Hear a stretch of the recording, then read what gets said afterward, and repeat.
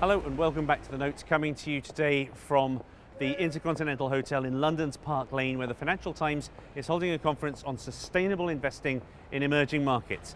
Now, what exactly is sustainable investing, and is there a way in which you can invest for profits to help emerging markets, not just treat it as a charitable exercise? Let's go inside and find out. At one point, investing like this was aimed at mitigating risks. Nobody wants to invest in the next Bhopal or Rana Plaza. But now there's often an attempt to use it to make a profit. Both risk mitigation and creating value is something that's core to any good investment decision. And we think whatever community we find ourselves in, and whether it's cleaning up the coal particles off of Korean steel mills, which we do, caring about the risk mitigation around your employees, caring about the community's air, it really does help you in selling a business. We think it really incrementally helps on both sides. Now, sustainable investing always used to be known as ethical investing. It revolved around excluding what you might call the sin stocks, such as tobacco and alcohol. Now, it's plain why you might want to do with that, but the problem was that it didn't make you money. If you take a look at the performance of the UK stock market throughout the 20th century, you can see that the single best performing sector was alcohol, far better than the market and much better than the weakest sector, engineering, which you would have thought had far more to do with economic growth. If you do the same exercise for the US, it's slightly different because, of course, they had prohibition of alcohol for a while. There are no permanent histories, unbroken histories of alcohol companies. So instead, the winner was tobacco. Again, far outperforming the rest of the market, and seeing much more economically sensitive sectors such as shipping lagging instead. It's no surprise, therefore, that ethical investing has been reinvented. Now there is an attempt, rather than excluding what is bad, to try to seek out what might be good.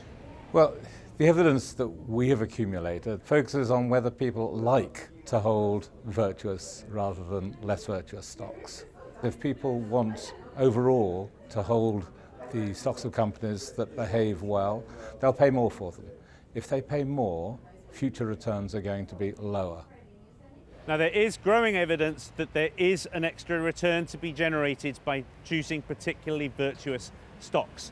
Academics have had a measurement of sustainability for some 25 years. Take a look at how the best performing stocks on a sustainability measure have performed compared to the worst sustainability stocks.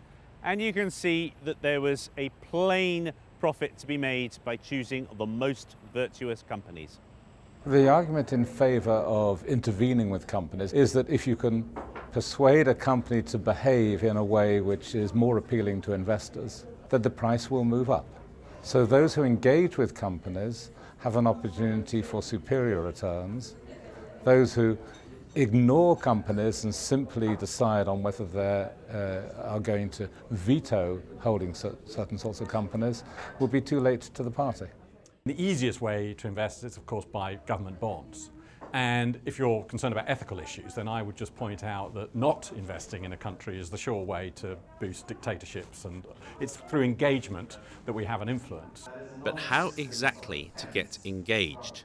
Activists in developed markets try to change corporate governance and shake up boards of public companies. But in the emerging world, with fewer legal institutions to help you, it's better to be less aggressive. Engagement is often by private equity groups before a company has gone public, with managements who are willing to be helped. I think if you look back over 20 or so years, our initial point of view was that well-governed companies will give good long-term results. Over the years, that's subsequently broadened to include much wider social and environmental issues. But of course, the social and environmental issues will only be addressed if we're actually investing in well-governed companies in the first place. In terms of the upside, often it's in private equity, because the liquid markets in the equity space are often the exit for the entrepreneur, and they're the sort of last place where you get a lot of the big upside. But on the other hand, of course, private equity requires even more homework. I think it's key that the management is aligned with our approach to responsible investing. If that alignment is missing, then I don't think you can do anything that beneficial. If we feel that the management is not aligned with us, then we may not invest.